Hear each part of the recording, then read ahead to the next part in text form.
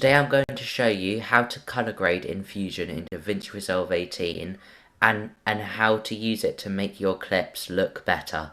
The first tool we are going to look at is the color corrector tool, and it's right here. If you drag it and bring it down onto your nodes timeline and have it on, it will show up on the inspector page right here, and you can how your screen looks. So you can make it blue, can make it green, orange, red, purple, just however you want. You can change it up here as well, so how it looks. You have you can change it here.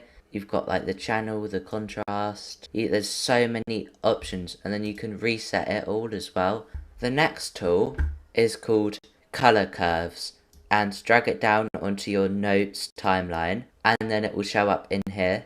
It will always show up in the inspector page with the tools that you can use, and you just move it up and down, and it can it just increases the brightness, or it can make it more darker so it looks like this. You have the option to change the different colors or different modes, so you can see by pressing the ticks, by removing them, it has changed color, and you can re-put them back on. There's loads of different options here. The next tool is called hue curves, and if you drag it down on your timeline here, this is what will show up in the inspector page.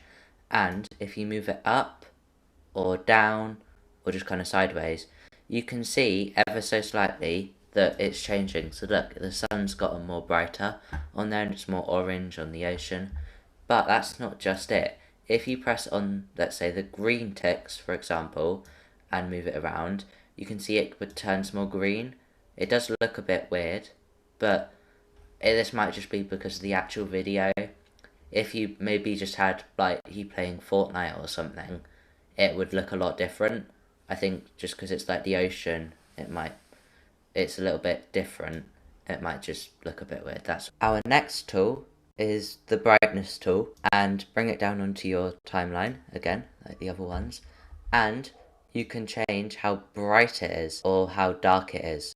So depending on how you want it, there are different versions that you can use that light or darken different parts of the screen. It can be really useful. This is one of the ones that I use more in videos. You can also keyframe it if you want as well. And to reset it, you just press this button up here, and this is the same with all of them. You just press this one button and it just resets it all. Our final tool is called the blur tool. If you drag it down and come up here, you can increase the blur size.